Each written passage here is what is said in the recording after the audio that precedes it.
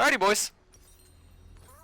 So, let me look at their team comp. So far, this is like a perfect game for this new strategy where I go whatever form I get first. Because you have 1 range, 1 melee, 2 range, 3 range, 2 melee. But overall, I would say that I don't think going red here is bad. Because red's really good into Swain, Yi, and Rammus. Karasmai would unironically. No, honestly, would not be that bad of an idea. Oh, thanks for the sub. Benny's, thank you for the prime. Appreciate that so much. Welcome to the best king club, my boy. So I had alt tab, I had chat closed. But either way, so we're gonna go whatever form we get first, and I'm gonna look to do a blue start full clear because if you're on red side, a blue start full clear is the fastest full clear in the game for Kayn. And it is very important to have a fast full clear because the faster you clear your camps, the faster they're going to spawn, the faster you can kill them again. And this is how you play a game called Tempo, where you're just perma having this leverage of having faster timers, having more time to look for ganks, having more efficient resets. You know, it just kind of helps you with everything. So having a nice, fast, and efficient clear is very important. And I think if you're going to be playing red side, starting blue is not a bad option ever. Because it also kind of takes away the idea of them invading you. Because most of the time you start top and you path towards bot. So if you go bot to top, then you don't really have to worry about getting invaded. Which is really good because Master Yi is honestly one of those weird champs that might invade you. So you want to auto Q and then you just want to kite it out to the right. I want to get like on this wall. Not like too close into the wall, but see right there is the perfect spot. I'm just going to auto it, and then once my Q is coming up, I'm going to step forward like that. Yeah. I can just do 2 camps same time. Now, blue is supposed to get hit by the by both Qs there, but it's fine.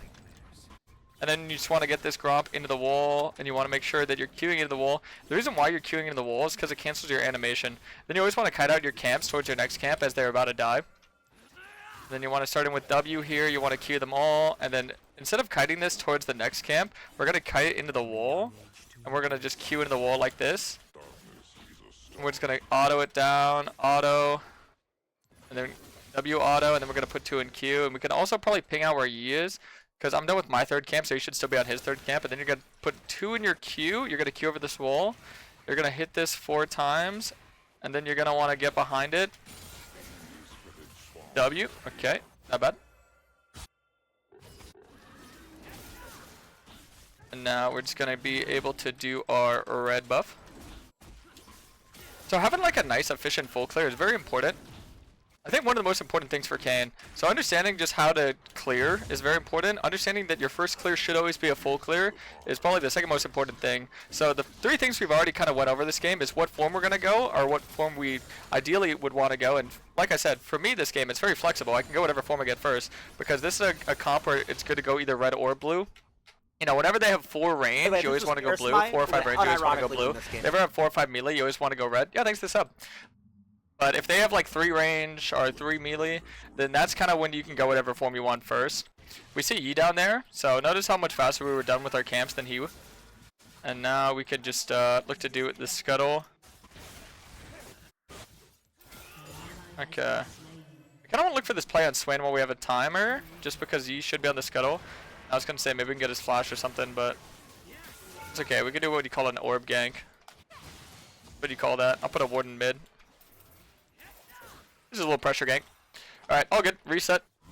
Yeah, so after your full clear, that's when you look for a gank, and then you kind of just want to reset so you can go farm your camps again. You always look for plays in between your camps. You get double longsword, control ward. Gonna hold on to our trinkets as opposed to getting sweeper. Trinkets if the enemy jung is gonna gank more than you. Sweeper if you're gonna gank more than the enemy jung, and I think you might be ganking a little bit more than me.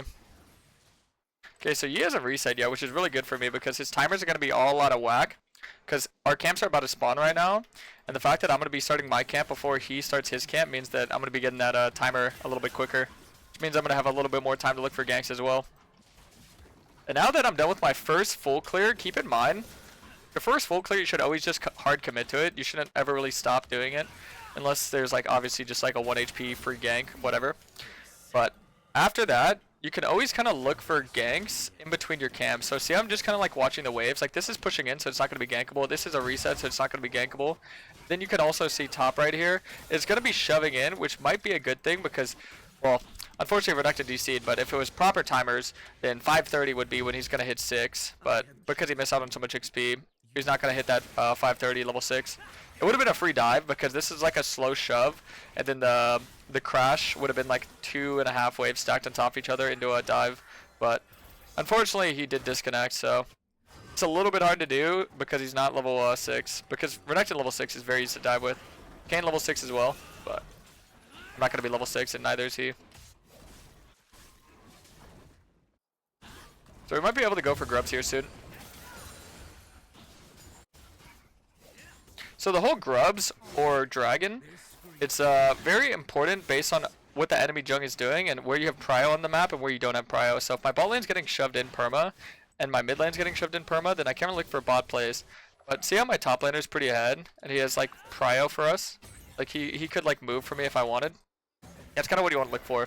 So right here, here's the dive opportunity that I was kind of talking about earlier. And very important that he just kind of waits for me here. Just make sure that he dies, and then we could ping out dragon.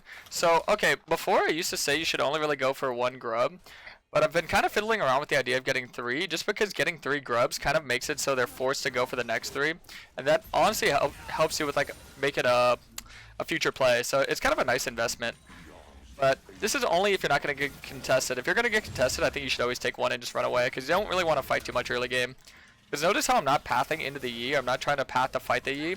Very important. If you're a Kayn main, I think you should always look to just try and avoid the enemy jungle at all costs early game.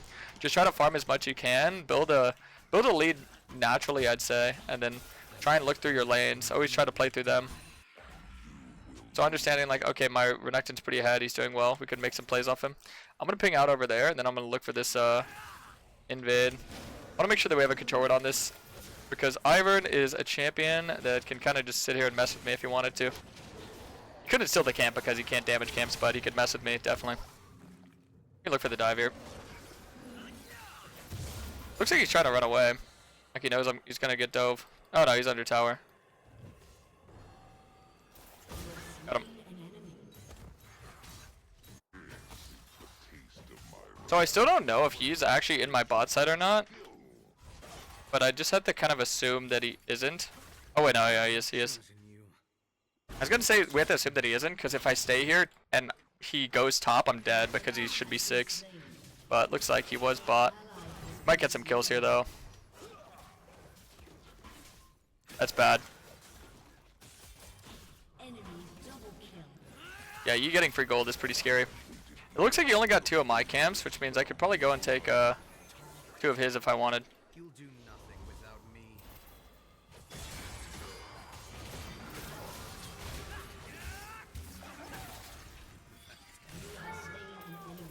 Oh, that's another 100 gold.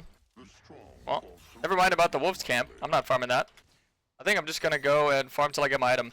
So this is something that's very important, and this isn't just a Kayn thing, this is more like a jungler thing. I think you should always look to try and reset on items, or like, if there's like a bunch of camps on the map, like I'm not gonna overstay if there's nothing to do, but if there is stuff to do and you're close to an item, you should just stay and farm, in my opinion. Especially because Kayn is a bit of a lower tempo early game champ, so being able to kind of start off in that lower tempo playstyle and mindset, you can kind of just have healthier habits. Because right now, even though Yi is same KP as me and he has the stronger objective, I'm kind of keeping up with him in a situation where normally you're just going to fall really far behind, I find. If you're keeping up with the enemy jungle pre-form, by the time you get your form, it makes it really easy for you to like build leverage. Because right now, I'm not trying to like win the game first form Kayn. You know what I mean? Does that make sense? I'm just trying to survive, and I'm trying to survive and be as like even or, you know, as in the game as I can be. So now I'm going to get my items, and then with Emus, I can move around the map, make more plays, and that'll help me get my form faster. Looking for the scuttle is not very worth right there because it would get contested, right? This camp. So like I said, the number one most important thing for a Kayn main is just always trying to avoid bad fights your first form. So just thinking, okay, if they have people that are going to contest this, we're probably not going to be strong enough to win if it's even numbers versus even numbers. So this is why the most important thing for Kayn mains is to understand how to utilize your mobility to make the fights uneven. So getting there first or just avoiding it at all costs, you know? Just stuff like that is very, very important.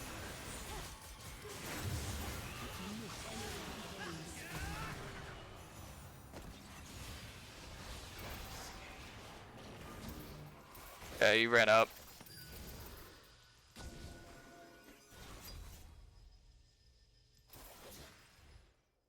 Oh, where'd he go? I didn't even see him.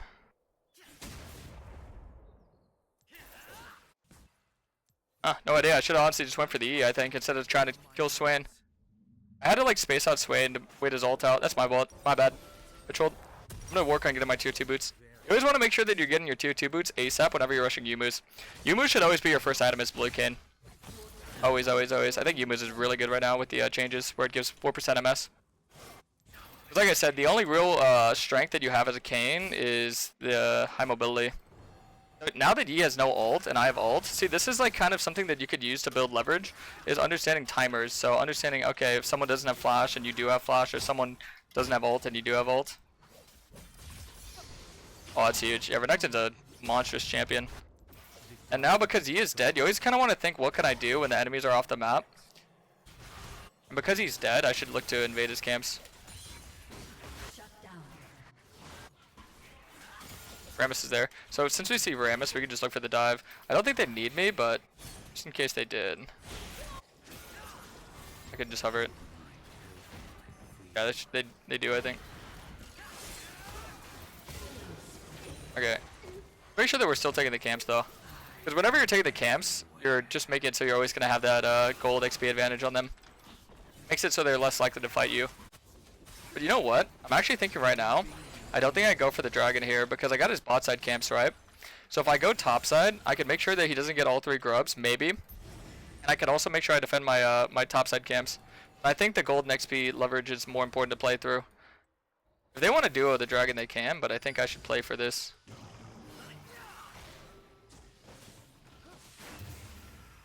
Okay, they did get all the grubs, but as long as I'm defending my camps, I think playing for camps is the most important thing.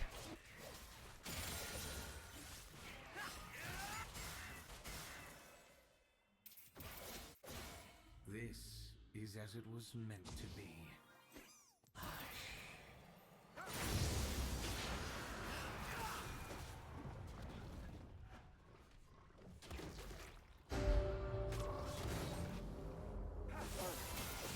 Yeah, I'm just gonna wait out his ulti.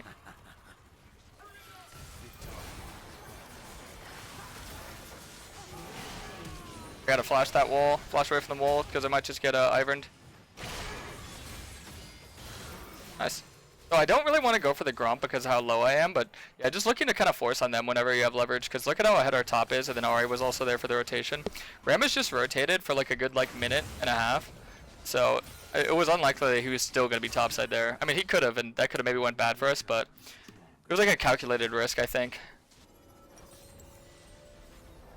Okay, every time you're into an Ivern, anytime they have 2 or more shielders on the team, you should always go Serpents. Serpents is the best second item if it meets the criteria. Because, you know, Barrier, Ashe, and then you have Ivern who just has an abundance of shields. And his entire kit is like shields, so it's not bad to get Serpents just for one Ivern because it literally just mitigates the entire champion's design. His entire, like, strength is just that. If you take it away, pretty good.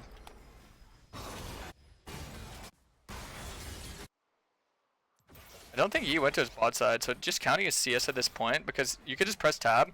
A lot of people always, they always complain about how like spastic I could be with like spamming tab and whatnot, but it is very important. It is very helpful because like being able to read something like, okay, look at his CS or look at the items, or you know, just soaking up information is one of the most important things you can do as a jungler, I think.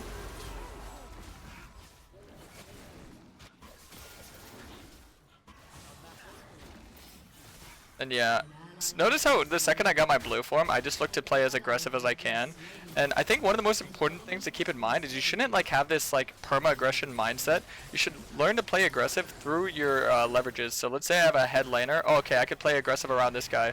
Let's say I'm ahead and I have my ulti and my flash. Okay, I could play aggressive off myself, right? Let's say there's an objective and we know we can win the fight because we just have more gold.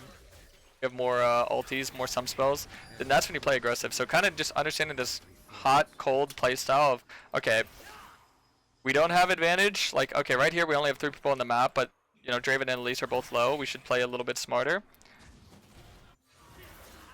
There, 1 second. Can I do anything about this? No, I don't think so. Oh, I can. Sweet.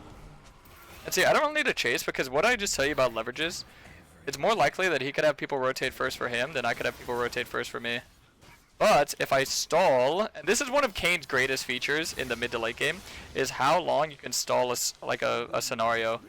Because you just have so much mobility, so when they finally get on you, then you can just ulti, go inside somebody, and boom. Yeah, I want to get this camp first because I know that's just a free kill for us. Not a bad idea to send Rift in.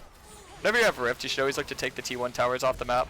That's the #1 priority of every single Rift, is taking the T1 towers off the map.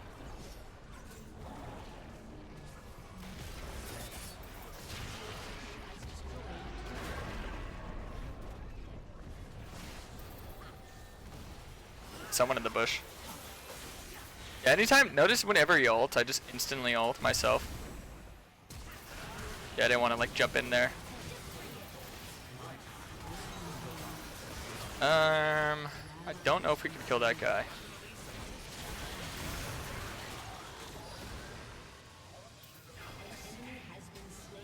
Alright, not bad. Gonna kill him, but I didn't die, which is good. We just need anti-ult. Good little communication with the boys. So yeah, Serpents. And then I think third item, you should pretty much always go Grudge. So your second item, it's always going to be between 3 items. It's going to be either Edge of Night if they have a lot of point-click CC, which is just like, you know, like maybe like a Rammus taunt or, you know, Pantheon W, stuff like that. Which they don't really have that much because I can usually space them out. Or you go Serpents if they have 2 or more shields, which is pretty common, especially in this meta. And if they don't really have a lot of CC or shielding, that's when you go Axiom Arc. Because I think Axiom Arc is a very snowballing item. Because having your ult up, because keep in mind, your ult equals a play. Every time you have your ult, you can make a play on the map, essentially. So having your ult up more often, really good for tempo, especially with this amount of mobility. And then yeah, third item, you pretty much will always get Grudge. So at this point, I can get Grudge. Sometimes if no one on your team builds anti-heal, which is a big necessity in the comps like this, especially with like a Fed Swain, then you can go Mortal Reminder, but you pretty much always want to go Grudge, which is very niche. Then after that, we'll see. Usually you can get GA or you just get more damage, keep getting lethality items, like I can get Axiom after GA.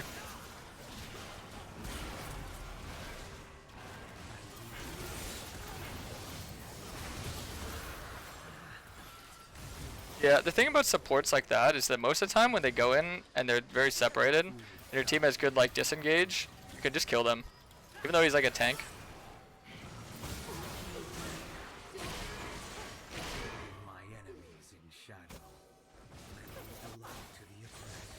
Okay, so the macro from mid to late game is pretty much what you just saw. You just look to force objectives. With red Kayn, you look to teamfight the objectives, but with blue, you kind of look for like picks and you look to like poke them out. So being in that position with Ahri and a Kayn, if we hit any CC, I just go in, one-shot them, and then we just play it slow after that. By the way, if this was Karasmai, Kinda cycle in your combos. win this game. Yeah, thanks this up. Profonzer donated $8. Oh, wait, Hey Karasmai.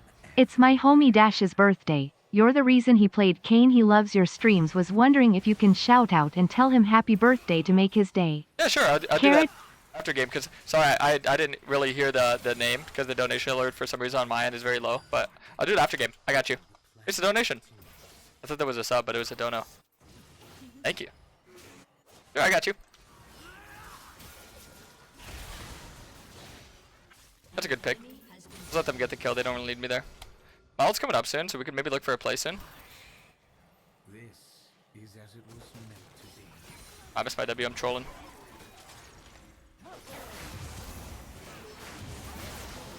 Flash towards my team there.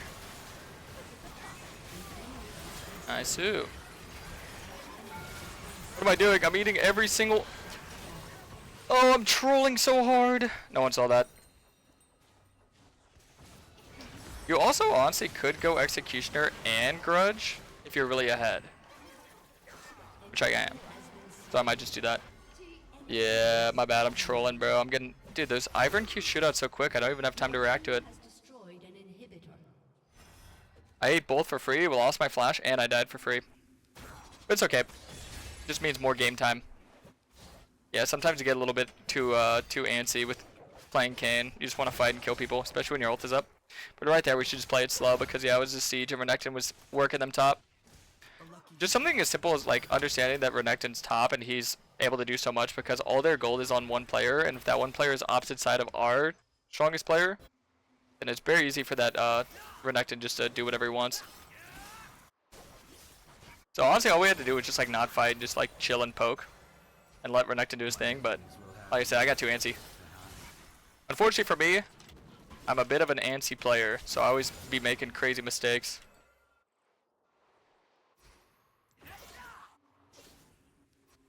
My greatness has been realized. All right. So right now, at this point, the best macro play for us would be to just look to do the Baron. Because Renekton bot means that we just get free Baron setup, essentially. The blade of millennia. Because right now, this is an auto-shoving lane. Renekton's in a position where he's shoving. We need Elise. I think Elise forgets that she's the support. Because the thing is that I can't really tank this. At least solo tank it. And if I am tanking it, I'm 50% damage reduction, so it's pretty much Draven, like, soloing the Baron. But yeah. The reason why you would do Baron in this circumstance is because you have pressure here, and then if they walk up, we could always just get off and turn because we have a good pick comp with Elise, Ahri, and Kayn. Understanding kind of what your comp is strong at is very important with playing jungle. That's kind of like a more advanced tip, I'm not going to lie to you. Because I think that as a good Kayn main, the number one thing you have to understand as well is that you have to be a good jungler, so kind of learning to adapt and play towards your strengths. Because not every game you could be the sole strength of the team, which, you know, normally I would love, but the thing is you kind of find value through like understanding your team's wants and needs.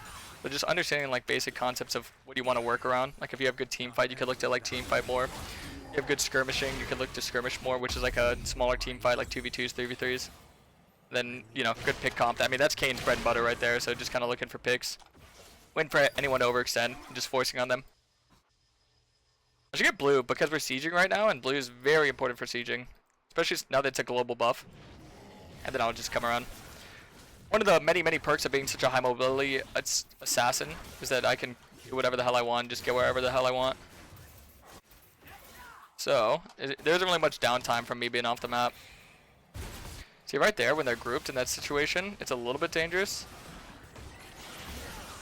I'm just gonna kill Daisy here. I was forged by the Really makes Ivern useless if you can just kill Daisy. Same concept with like Yorick. Their champions are heavily like kitted around their ulti. The shields and the ulti, you take away the ulti, and then you break the shields. Easy game. So because we have Baron, we should just like triple wave stack and just pressure. Yeah, I don't think we need a reset. They're like 4v5 on the map right now. I can just go in for some poke. By the way, if this was Karasmai, it would unironically Gonna win ulti. this game. Bro, how do you do your first clear so fast? Oh! Honestly, them going for me is not bad because we just got 2 towers. Oh, thanks for the reset. I'll walk you through it again next game. Just takes a little bit of practice. Ooh, nice. Yeah, them using everything on me and then like chasing me instead of getting the towers. Not the best idea. Yeah, the main thing about that is just like forcing a fight so we can end. Well, that's pretty straightforward game. See, the game gets really scary whenever you're going 30+ minutes with blue Kayn, but if you can end early, that is the most ideal thing you can do. GG's.